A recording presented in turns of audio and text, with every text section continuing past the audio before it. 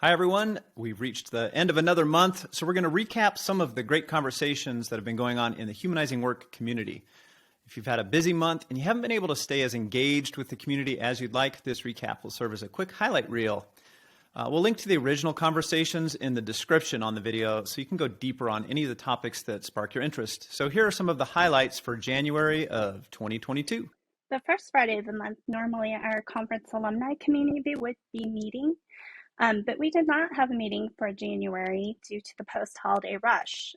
We are excited about getting everyone together for our virtual conference on February 4th. And we're also looking forward to resuming our normal monthly Zoom schedule for this community in March. So moving on to the second Friday of the month, where we have our Scrum Master and Coach community of practice. I was on vacation that week, so I'm looking forward to getting the recap from the two of you. So what did you cover there? Well, since you were on vacation, we decided to start off by kind of completely screwing up the topic and accidentally looking a week ahead. So this is our Scrum Master community of practice, and the scheduled topic was rebooting the Daily Scrum. And kind of in prep for that session, I was looking at the schedule and I just looked at the wrong week. I looked at the next week where product owners were going to talk about influencing where you don't have authority. And I thought, that's a really interesting Scrum Master topic, and we put together a nice little session around that. And so we got going on that topic, and there were some puzzled looks on the call, but people went with it as people like our kind community does. And then Angie messaged me behind the scenes saying, this isn't the topic we're supposed to be talking about. So we talked a little bit about kind of an accidental topic here, where how do you influence when you don't have authority, and talked about some things like using resistance as a resource and the gold rat 5 layers of resistance, and talked a little bit about the transparency traps, all interesting topics, before we realized, hang on, that's probably not exactly what you came here for.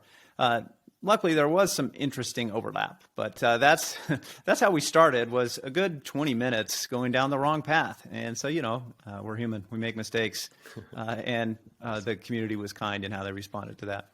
We did want to hit the topic that we had promised that community of practice. So we did pivot to talking about rebooting the Daily Scrum. We started our conversation by talking about the purpose of the Daily Scrum, with people sharing some things about what the Daily Scrum sometimes devolves into, which had us focus our conversation around how we'll plan on how the Daily Scrum is used to plan how a team will collaborate on a particular day. Yeah. And so that framing of that meeting tends to be helpful for people to refocus. It's not a status meeting. It's not really about what we did yesterday or really about what I as an individual am going to do today, but how are we going to collaborate today? So then there were a whole bunch of interesting topics related to that. We talked a little bit about how do you deal with topics that come up that we clearly won't have time to discuss within the 15-minute time box, some solutions for that. I talked a little bit about how in the research I did while I was at Adobe, we found that there's a strong correlation between people feeling like the Daily Scrum is a beneficial meeting and in general, whether people like Scrum as a framework. That was the most highly correlated practice to, yeah, we like this Scrum stuff. And so how the Daily Scrum it's not necessarily causal, like making the Daily Scrum better doesn't necessarily make Scrum work better, but it's kind of a canary in the coal mine. If the Daily Scrum isn't going well, then that's probably an indicator that something else is broken. And so we dug into some of those other things that might be going on there. That's interesting. I found when, I know I wasn't there, but I can't help but jump in on this topic because I care a lot about it. When I used to spend a lot more time coaching in person, before everything went virtual, I'd observe teams, and I could tell a lot about a team in 5 to 10 minutes of observing a Daily Scrum. And it was pretty much indicative of how they were working as a team. So I've never heard you talk about that research before, but it totally makes sense to me. Yeah. A couple other things on that we talked about are how to make the Daily Scrum a little more interesting, a little more energized, a little more motivating for people. Things like instead of having individuals report on what they did yesterday and what they'll do today, is kind of switching it around to what we call our story talk approach. You let the work do the talking. Essentially, you ask the item that got done yesterday, what got done on this yesterday, and most importantly, what's in progress right now at the top of that column. what's going on that thing. And then we switch question 2 and 3 from the standard format. So question 2 becomes, what might prevent this item from getting done today? And then how will we collaborate to get this thing done today? And you just go down the work as far as you have items in progress, even to and including things that might move into progress today if things are going well.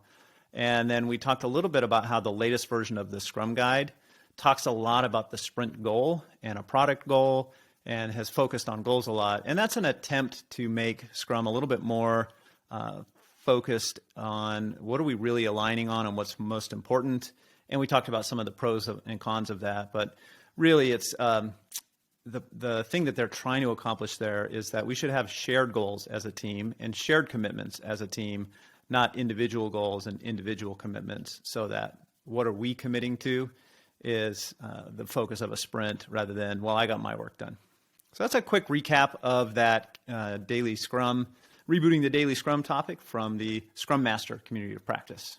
All right, so moving on to week 3, where we actually planned on talking about influencing things beyond your authority, but in the context of product owners, like being able to influence roadmap and strategy and some of those things, because we find a lot of our product owner clients don't have that end-to-end authority around a product. They're part of something larger, or their role is split between a couple people. So in that session, we first talked a lot about tools you can use to influence things outside your authority.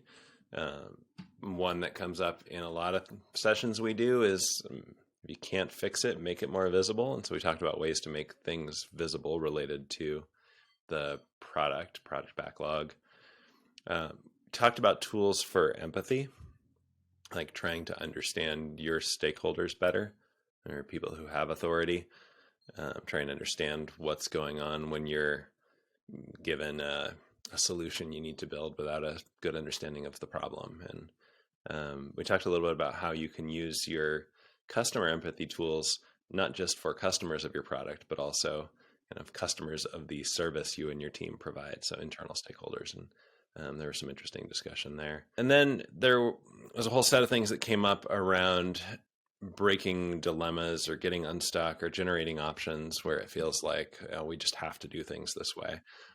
How can we engage others around us, especially those with authority, in discovering some more options? We, for the second half of that, talked about how sometimes, no matter how effectively you influence, you're kind of handed a situation, and you're not going to be able to get the thing that you hoped you would get. So how do you not only influence, which was the first topic, but then how do you cope with the fact that a lot of times we don't have the influence that we want or even feel like we should have or deserve? So how do we cope with, and at best, how do we thrive even when things aren't going our way? And kind of a few different categories of things that came up there. A quote from one of the participants that I loved is, one of the participants was talking about various communities, including this one, that he really appreciated as a way to kind of ground him and to help him stay engaged and connected. And the quote that I love from him was that he said that finding a particular kind of community that allows you to focus on generosity instead of being right or righteous was really important. And I love that, because there are communities out there that are focused on we are right and let's explain why we're right and no one else is. So communities that allow you to focus on generosity, giving, being vulnerable, sharing ideas rather than let's make sure we get this right. And then some other tools, things like the responsibility process by Chris Avery and resistance as a resource came up again here in this topic. All right, that was product owners. And moving on to the fourth Friday, we get our leadership community practice together. In that session, we were addressing how do you deal with conflict as a leader when it's not something you're in the middle of. So maybe conflict between a couple people on your team, or somebody on your team and somebody outside your team. Like, what's your role as a leader? What tools do you have to lead well in that situation? And we started off by asking people to kind of focus on actual situations where they'd been in conflict so that would ground it, and then to reflect on what had been useful when you were in those situations. And there were some great tips that came up. A few of those included things like when people are in conflict, asking them to get out of the office to talk about it. Just take a walk or go to a different room, and how a change in the scenery really changes the feeling of the conversation, which is a cool idea. The idea of not needing to get to a resolution right now. Sometimes if things are a little bit hot, you need to take a break and say, hey, let's pause the conversation for now. Let's come back tomorrow, or let's come back next week, and think a little bit about what our options are here. And then one idea was to time box an action. In other words, to talk about, well, what if we just tried this thing? And what if we just tried it for a day or for a week? And Richard mentioned a tip that he heard from Ron Jeffries, which is when you're in that situation and you're considering two options, one that your option and the other person's, is to start with theirs. Well, what if we just tried yours for a day or a week and see how that goes and see what you might learn? A couple of quotes that came out of that session that I really liked as well, that section when we were asking people to reflect on what worked. And this was things that people had said to them when the shoe was on the other foot, what leaders had said to them when they were in part of the conflict. One of those that I really liked was, you're not containing it as well as you think you are. Sometimes there's a conflict between two people. They think, it's just us. And that quote of, you're not containing it as well as you think you are, was really helpful for one person. And then another one who said that their manager pulled him into the office and said, look, do you think you're the only one that sees this? We all see it. And they realized, oh, okay, I guess I don't need to keep speaking up about it. We're all seeing the same thing. At that point, we switched to talking about mental models that we've found useful for self-awareness as leaders in this situation, or for thinking about the options we have. One of those that we use for a lot of things is the leadership circle. And in these situations, we talked about how our own reactive tendencies as a leader can show up and shape our reaction to the conflict in ways that might make us feel better, but don't serve the group or the larger purpose. So we talked about examples of those across the whole bottom of the leadership circle model. And then we talked a bit about the top of the leadership circle model, the creative competencies, and how you can deploy different ones of those to be more effective in serving the group and serving a larger purpose in a conflict. And I particularly enjoyed where we were all discussing this and teasing out some nuance between things like critical versus courageous authenticity, for like saying something that you feel like needs to be said, and how those two sound and feel different, even though there's a fine line between them. So that was really useful to me. We also talked about the drama triangle, which helps us better understand where people fall into roles of persecutor, victim, and rescuer. Helps illustrate how we can get into cycles around those three roles. And we also talked about how you can break out of that cycle into something much more effective and empowering. Another important consideration that was raised were power dynamics and how they affect conflict, how a mismatch in power and influence could contribute to blind spots. And as the conversation went on, we also talked about the importance of knowing when to get out, when we're beyond our capabilities and maybe need to step away. We talked about one example where there was a situation where it actually became clear that it was an HR issue, not an issue for a mediator within the team to be involved in. So talking about when to get out, how to have healthy boundaries, and knowing our own current capacity to handle them. And a lot of the session, even though it was like how to deal with or how to lead in conflict when we're not a part of it, we noticed that there was this underlying assumption that, well, if you're a leader, you've got to figure out how to address the conflict, even if it's not yours. And so we questioned that a little bit. Is that actually true? Does it mean if you're a good leader, you have to actually resolve the conflict? And some really interesting things came up here, like what we can learn from the captain of a crab boat on the show Deadliest Catch, and what leaders do need to be sure to focus on when there's conflict, even if it's not conflict resolution. So be sure to check out the video for more. If you're already a member of one of these communities, you can access the links to the recordings on our community space at community.humanizingwork.com.